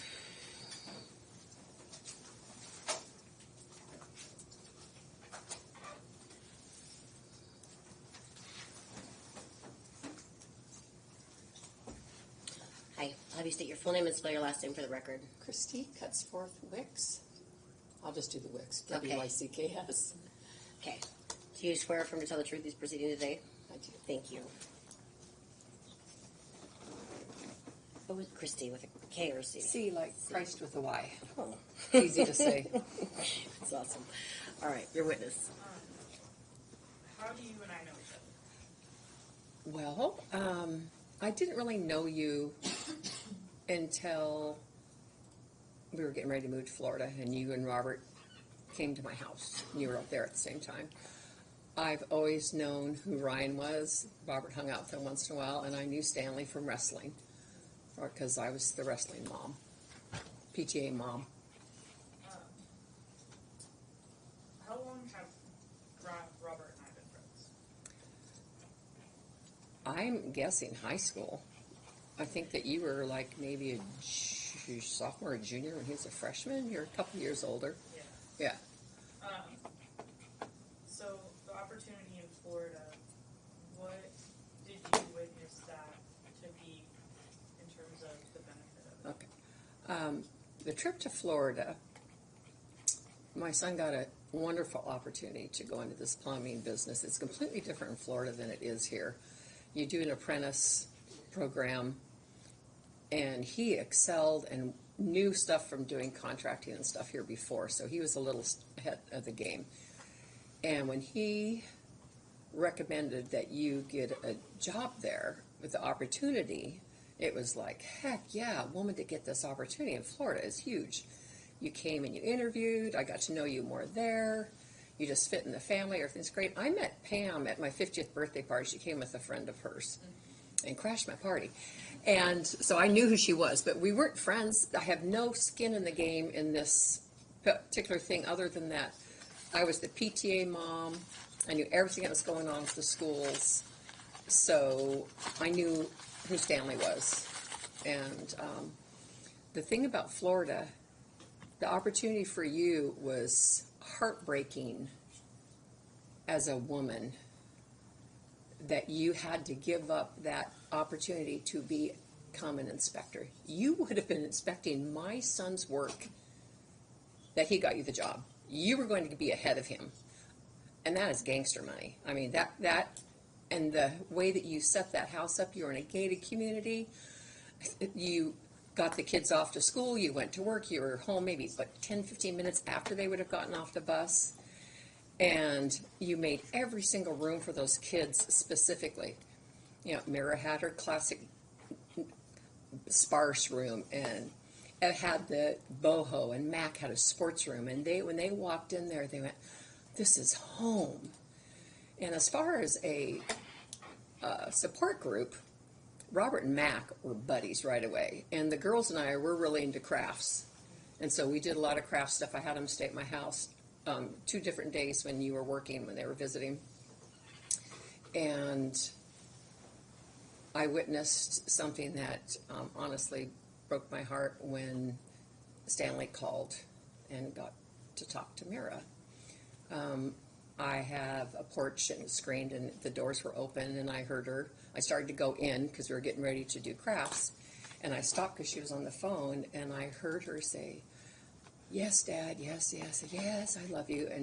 And I looked, and she kind of did that teenage eye roll thing, and I went, "Oh, yeah, okay, I see that." And then she said, "Of course I'm coming back." "No, she's not going to she's not going to keep me here. I'm coming back." And he said, "Okay." And then she said that she was at my house. And, you know, Robert Witz's mom, and he I don't know what he said, but she said, "No, you know them." And so I stuck my head out the door because I just pretended like I didn't hear anything that was going on. But what I did witness is when she was saying the things like, "I love you, I'm Dad." going to stop you because counsel's not going to do it. He's just going to let it go because it's just going to get there. It's Well, all I'm objectionable. deferring to the court. Okay, it's just to see What her. I'm just trying to tell you is that everything that you've just said here was exactly what I just told Melissa that she's not. I know that's kind of a hard thing. Well, it's the law. to- I know. Yeah, just to see. Yeah. And I said, Stanley, you know me. And he goes, oh, yeah, I do know. And I could hear him because she took the phone away, and she's looking at me like, what the heck? So we had our day. We were doing crafts, so because they weren't going to be here for Mother's Day, and I asked if they wanted to do Mother's Day. And so we were making cards, and I asked if they wanted to make one for Courtney, and they said no. And I said, well, she's Okay, your mom. we're done. You don't You're not want allowed to to know? say, you're not allowed to tell. You keep telling me what these kids are saying. It's exactly the things that are not allowed in this courtroom. I told. Oh, That's what okay. Melissa. I didn't think you were here for that whole part. She said that's just not. It's weird. It's like the golden rule here in family court is we don't tell the people what the kids said. It's not a part of it. They don't get to be part of this. We don't have them come in and testify. The only way that we get information from them is through like a bilateral evaluation or a GAL. Okay, And you so continue I to can't tell- say an example of what Mac told me. Exactly. Repeatedly, that's exactly the thing. Melissa knows this as well. You're not allowed to say what the kids tell you. It's a specific rule. Okay, I guess it's a hard. It doesn't make sense in your real It world. doesn't. but- As a mom, I would think that they yeah, there's want a way to know. There's a way for us to get that information. It's not through a lay witness. It's not through a parent. It's through a neutral party that the court deems neutral because of the training that they've had. That's how we do that. And we had that in this case. Okay. And what you're telling me is different than what that person told me. So I'm just saying to you, there's a reason because when they talk to somebody from one side of the family or the other side of the family, Well, I we guess get I different kind of information. felt that I was neutral because I'm sure I that you personally think that kids should be split. I had a great relation with my ex-husband because I knew that there'd be a time in my life that we'd be say graduations and weddings and grandchildren. So I worked really hard to make sure that we had that. His 8th grade graduation, I saved a seat for my ex-husband and his girlfriend, and so that Robert would see that we were still a team. did. Right. And that's what I really would hope that these two would do for these I kids. would hope so too. I do this job I really full-time. honestly think if Nobody they, does. If, They just if you use each sent other them against off each in a other. room and said, write it down. Yeah. But they They can't do had that. something once. Yeah. You put the kids first, and that's it. Yeah, I agree. And Anything I'm else? sorry. I mean, it's emotional because It's very I frustrating. thought better. Of Stanley. I did, Yeah. and I just think he's a great guy. He is a great guy. I don't know who he is now. I mean, Yeah. I had I know you've things heard lots when of crazy stuff. I'm oh, sure. you know, honestly, So let she me. never really talked badly about Stanley. Okay, then maybe She it's really just in here. didn't. Maybe it's just in here. But anyway, the reality is, I agree with you. I feel like parents pull their kids in too much. They don't understand the damage that it does to them. If they insult the other parent, that's half of them. And so either parent does that, then the kid psychologically, even if they don't do it at that time, later on, they're like, what's wrong with me? I'm a part of this person that this other person says doesn't love you or is ugly or blah, blah, blah, blah, blah. So I get what you're saying, Okay. but we have rules. And Okay. so you've broken every one of Okay. them so far. So we're pretty much The done only here. comment I want to say, I'm my afraid for you to concern speak. is that Mac said that he's home alone a Ah, lot. this is That he- it. no, that I'm he's not listening. alo- Do you not he's listen? home You're, alone oh my a lot. gosh, this is crazy. And that upset me. Did So you that's you what know I what's meant. gonna? I know, and you know what would happen normally in a case like this if there was an attorney on the other side that was gonna do something and he's just being kind, is you would be held in contempt right now.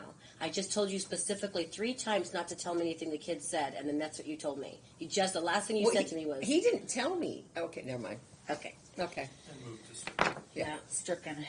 You can get up now. Okay. Stanley stated in his testimony that the kids told him I said their dad didn't love them. Yeah, I'm not listening to that. I'm not listening to that either.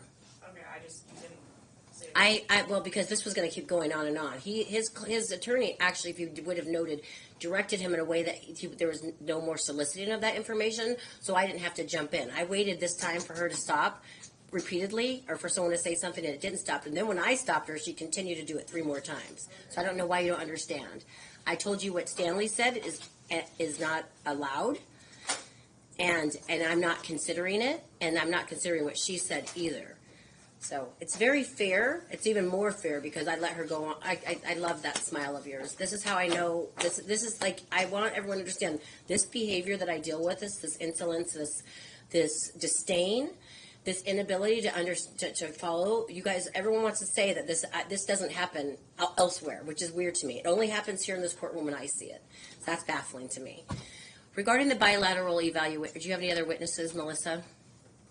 Regarding the bilateral evaluation, they're very expensive. Did you want me to wait for you to try to raise money so you can pay half of that before I make my decision? Pardon? How much is it? I can't tell you for sure. So what is it? Where are you gonna put our kids through again? Okay, nothing. We don't need to do that then. Go ahead. Okay, I was gonna ask the court if we could hold off. Yep, on that's that. fine. Okay. Yep, yeah. All right, any closing arguments or closing remarks? Yes, Your Honor. I think as the court's seen in these types of cases, and if you don't mind, I'll do my closing. Yeah. Sitting down. Yes, that's fine. Thank you.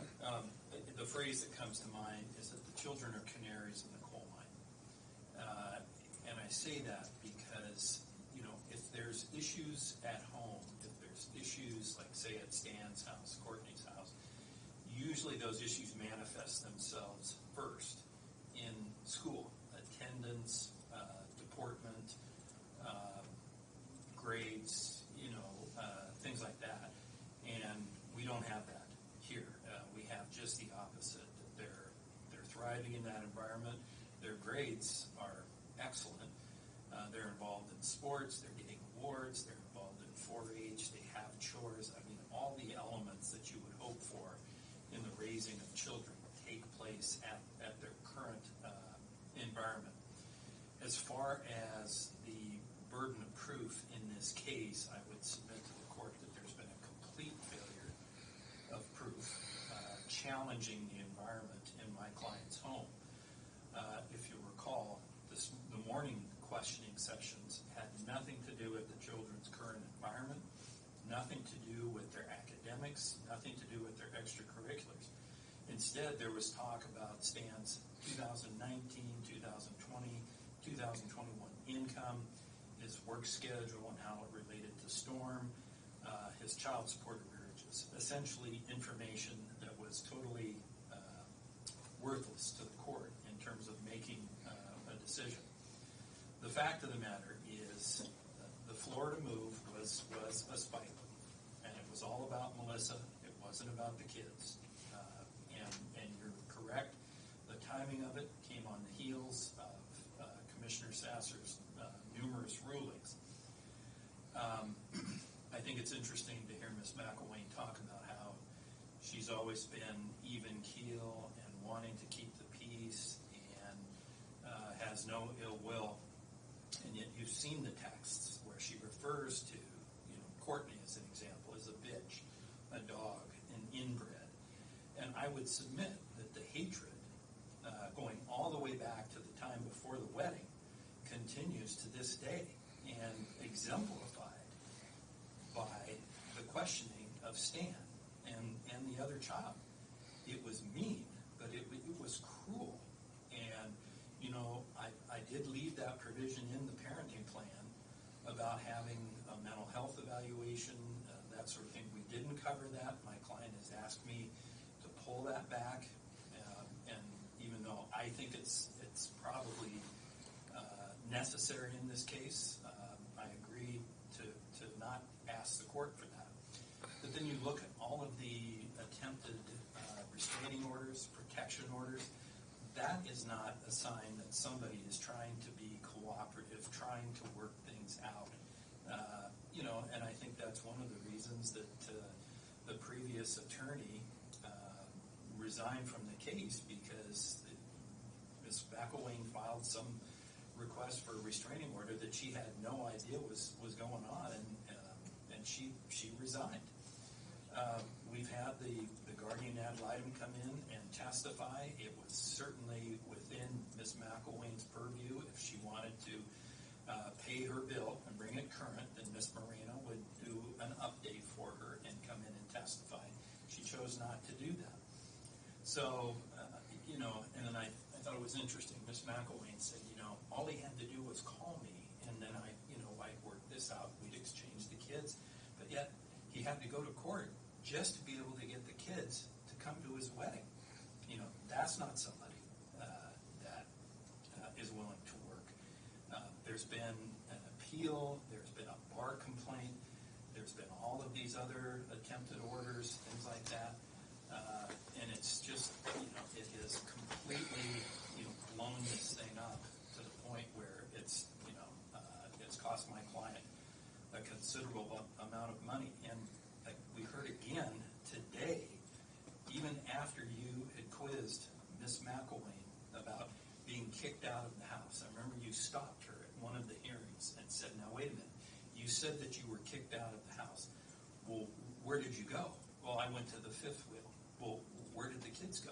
Well, they stayed in the house with Stanley. And we heard that again today, even though that's already been, debunked. The fact of the matter is that old parenting plan, and you can see why. Stanley was at a point where he just said, I'm done. I don't want to fight anymore. Just write it up however you want.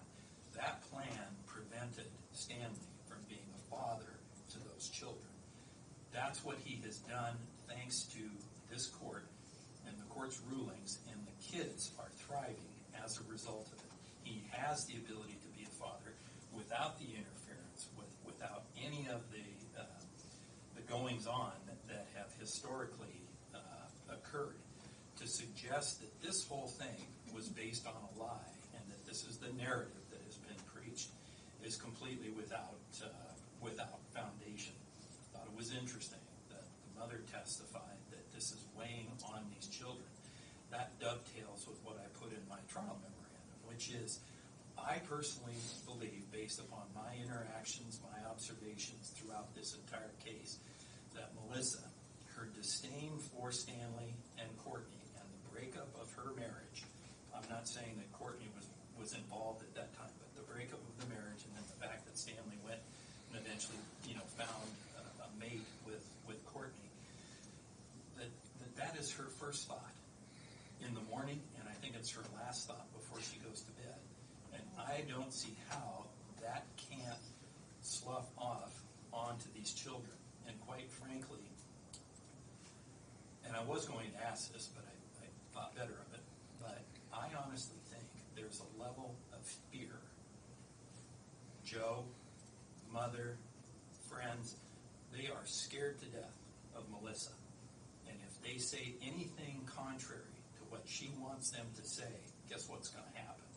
They're never going to see those kids again. And I think it's obvious. I think it's obvious throughout this whole case. So, again, the children are doing well. There's been no proof whatsoever of any issues with their current environment. I would suggest it's just the opposite. The children are doing great, and the plan should continue. The only question I would have is the parenting plan that we submitted. I would ask the court to adopt it with the exception of the return the night before school starts. So on a Monday holiday, instead of returning them to school on Tuesday, to be consistent with the way the court ruled in the last hearing, that they should be returned the night before. So if it's a Friday to Sunday, they should be returned Sunday. If it's a Friday with a Monday holiday, they should be returned Monday night, same time, same location. And then lastly, I believe an award of attorney's fees is appropriate. There's absolutely no reason that we would even have to come here today. The number that Stanley quoted today does not include any of the expenses in the run-up to this hearing today. I think clearly there's been intransigence as defined under the statute. I will leave it to the discretion of the court to determine what amount is appropriate. I think, it probably goes without saying, we'll never see it. But at the same time, I do think an award, a substantial award of attorney's fees is appropriate. And then, as far as any further limitations the court wants to impose, again, I'll defer on that. My suggestion on the bilateral, after talking to Stanley, is that we get a final parenting plan because my clients want this to be over. Mm-hmm. They want to be done, and they want to be able to not necessarily directly tell the children, but the children are perceptive, and I think they would benefit from knowing some permanency. that we're not going to be Right. The parents aren't going to be fighting. So, in the Good luck. future, in the future, if there are issues, I would ask the court to leave the issue of a potential bilateral custody open. Okay. Thank you. Melissa.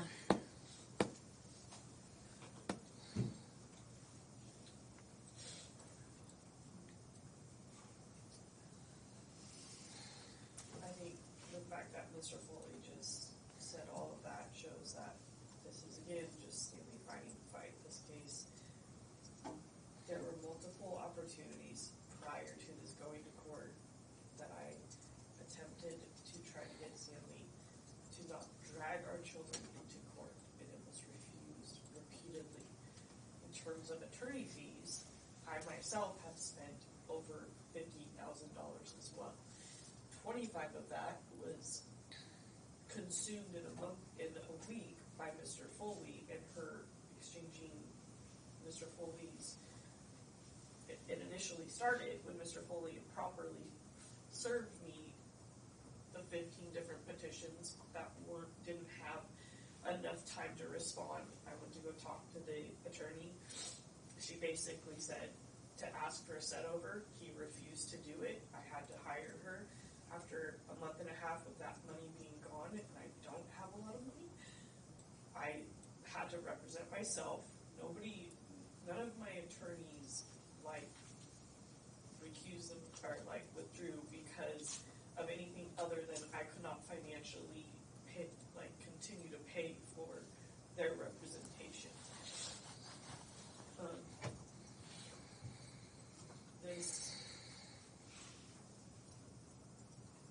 I can understand how you went from this is going to happen, the kids, I've contacted the voluntary attorneys, I did everything I was supposed to, according to what they're suggested. I tried to file everything as properly as I could. Mr. Foley filing a complaint against Mr. Foley was because of the improper servings, because of the multiple violations that I felt were pretty bad, including when you asked for a protection order for the children's records and Mr. Foley altered the documents from what you requested. That had to be changed. Commissioner Sasser stated that the respondent owed the last year alone of medical support activities and all of that and was required to pay. And if you look at that court order, it says no money judgment ordered in that court order. It's very confusing and frustrating when you work through a parenting plan, something that there's been no complaint, and I understand that that's the narrative and it's got to prop it up and keep it going. But in reality, I could show you message after message after message where, yes, did we occasionally have arguments between each other like most co-parenting situations do? Absolutely. Were they to the point where, of this? No. And when you took the kids and you, changed all of this, and it wasn't even sort of fair, what else was I supposed to do other than do whatever I could to be with my kids? I don't threaten my family. Nobody's here, other than they feel they want to voice their own support, because all of us have been restricted from seeing the kids, not just me.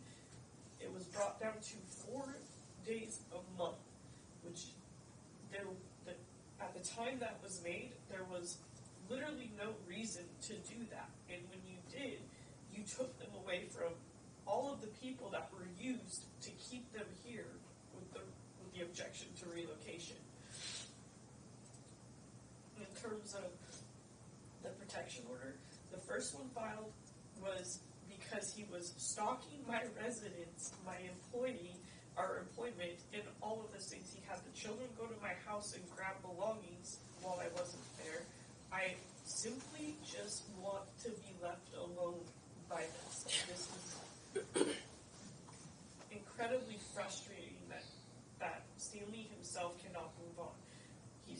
required to pay for insurance. He cancels it. For 3 months, I didn't know and was driving around without insurance, despite a court order telling him to. I lost my job.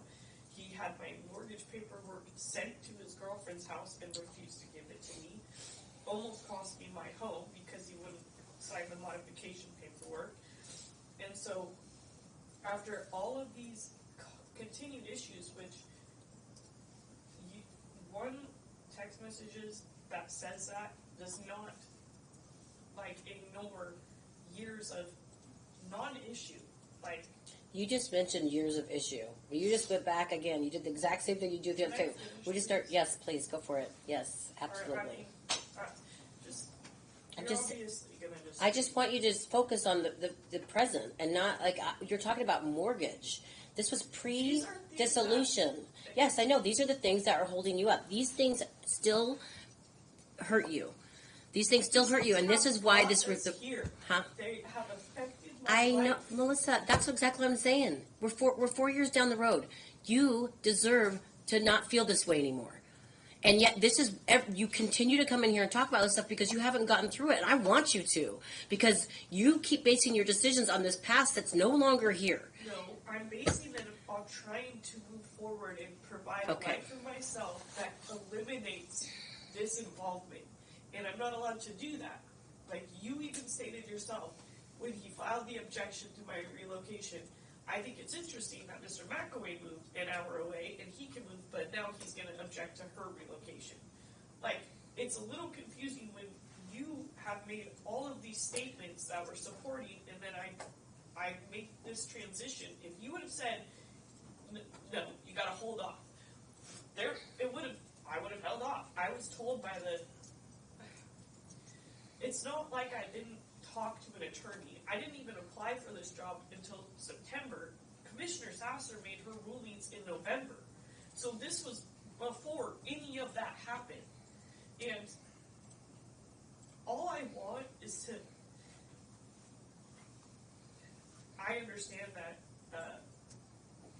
Mr. Foley has a job to do, and that's create a narrative. I understand I haven't necessarily helped that. But when you to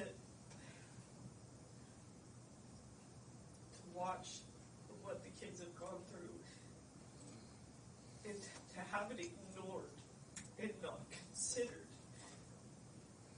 and the effort that I went through to help them and to help them be okay, and then you take them and you put them over here, and my oldest daughter starts hurting herself, and we're not allowed to talk at all, and you're basically saying, well, yeah, you're the problem.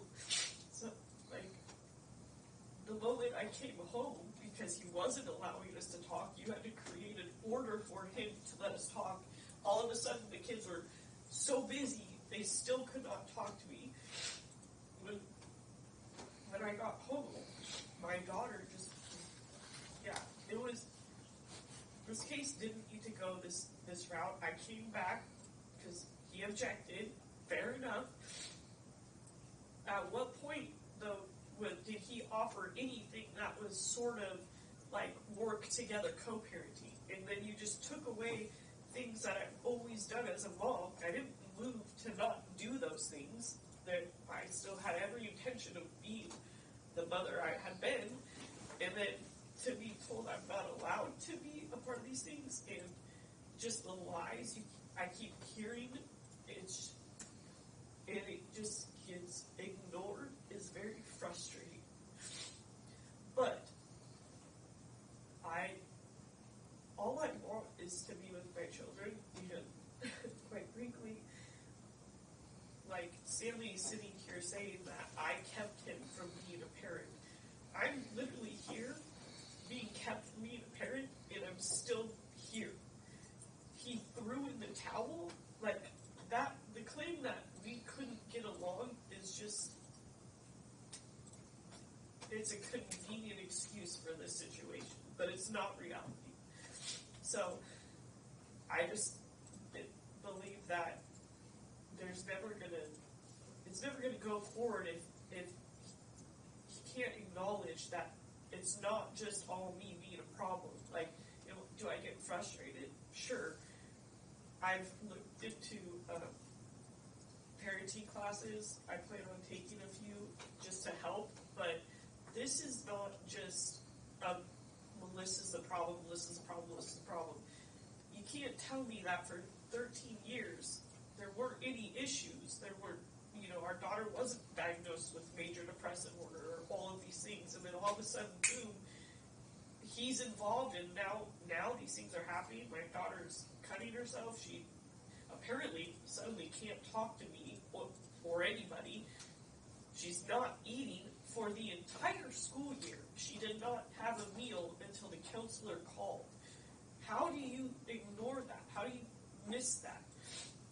Our son is having behavioral issues. They're doing, their school, their grades, that's great. I would never want to see my children fail. But to claim that they're thriving in success and all of these things as though they weren't happening before this too is misleading. That's obviously that's great. I have always pushed our children to succeed educationally. I literally paid for their tuition, was willing to pay for it on my own for their education. Always had them involved in sports. Stanley was never kept from his children.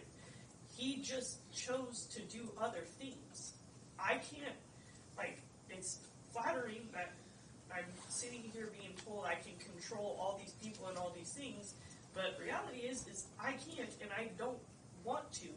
I literally just want to be a mom, be present with my children. I've always tried to foster their relationship with whoever they wanted to see or be with, and I will continue to be a mom. That's not going to change. In terms of attorney fees, though, I have spent equally as much trying to defend this case. I'm sorry if Mr. Foley doesn't appreciate me filing a complaint against him. I don't appreciate some of the tactics he's used in this case. I was a stay-at-home mom for 8 years. Building a career was an opportunity that I haven't got to have because we went through a divorce where Stanley for 6 months didn't pay child support or help me at all. And then I kind of got on my feet. COVID happened. That was chaotic for everybody. And it wasn't until after that when things kind of settled down that it was, okay, I'm going to pursue a career. I did look at the plumbing schools around here. And even when I came back, I think that proves that it wasn't the same kind of opportunity as it was over there. I literally, it took a minute to get into the apprenticeship program. I did it. And even when I did it, there was not consistent work here as there was there. And I understand he's mocked me for being a plumber and enjoying my job. But I really did like that opportunity, and now I've had to switch it to a different trade because I could not financially rely on that anymore. I had to have something that had income. Also, in terms of the child support, they are taking, I talked to my employer and DCS. I'm not sure how Stanley hasn't talked to the DCS person. It's not too hard to get in touch with him. But they have been taking money out of my check, I believe, since the June 5th, around the June 5th hearing. As well as I did make the $400 payment in an effort to at least have something there. But I know that it can sometimes take a couple weeks. I don't know if they're waiting and just gonna send it all at once or what the deal is with that, but there have been payments made to DCS. At least according to my pay stubs. Anything else? I just want to see my kids. Yeah. Your Honor, just briefly, I obviously want to bring this to an end, but I do have to respond.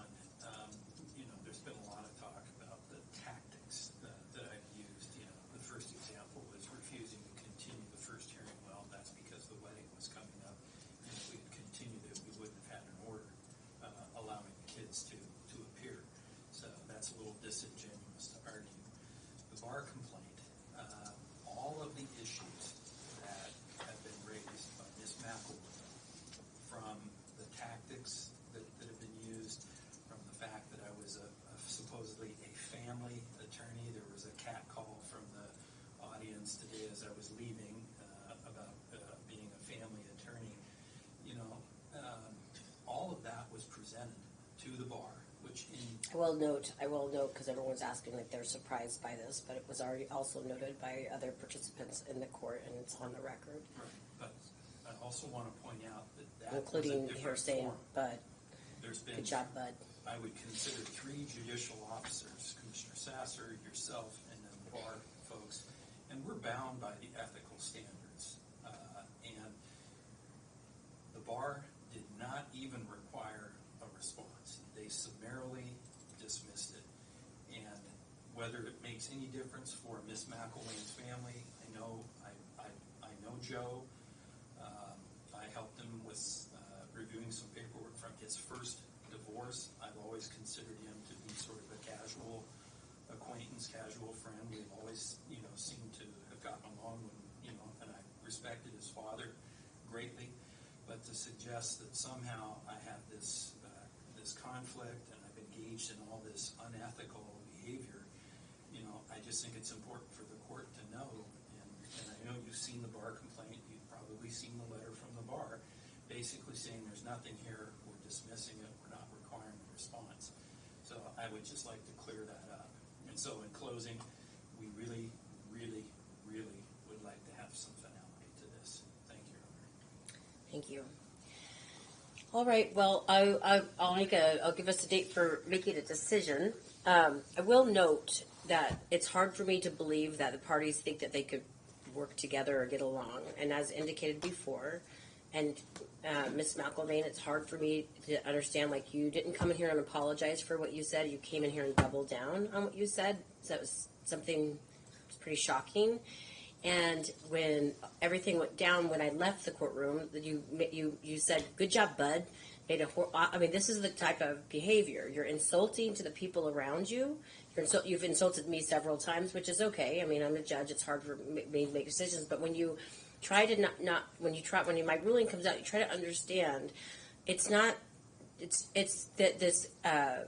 what your parents, and they're lovely, but have been suggesting, and what you've been suggesting is incongruent to the person I get to see every time you come into court. The disdain and disgust that you treat everyone in this courtroom with has been, I think to me it's telling. So I want you to understand that. If you want to present yourself as the person that you continue to say, then all the other stuff, it has to make sense. It has to be congruent. And so it's really hard. I don't understand making a comment like you made, and then I could see you say, "No, now I realize what it sounds like." But so let me at least apologize for that awful thing. Instead, you doubled down, and so that's the kind of stuff. That's not going to be a co-parenting relationship, a good co-parenting relationship, if you're willing to do that to another human being. I don't know what else to say about that. So I don't know. Maybe think about that. We'll come back in September. We'll keep the same current schedule that we currently have until that time. We'll come back September 6th for the court's decision. 9 a.m. It's court's docket. All right. Thank you. Your Honor. I Yep. have a question about exhibit. Okay. I just wanted to make sure that 74 was offered and was it denied? Which one was that? That was the payroll. December 2022. It wasn't tonight. You can admit Just that. admit it? Yeah. And then were we marking a copy of the last trial record with exhibit list and putting that Yes. under petitioners and admitting it? Under respondents. Or under response, sorry. Yes. Right. And then, since September 6th will be after the start of school, Mm-hmm. I'm indicating that we go forward with the enrollment. Yeah. And I said we're keeping the exact same things, everything straight for now. All right. Sorry that. That's fine. I will indicate, no matter, I don't have a very good plan to deal with this if I wanted to do 50-50, which I don't. But I would indicate that I would not change the kids' schools. I think that was what was poignant that came out is how many times they've changed schools and since they've been to the age that they are. So, Can the GAL talk to them again? are we going backwards now? Well, I just like for the children's Yeah. opinion and No, voice. we're done. You're done. I offered all of that. I offered you all of that.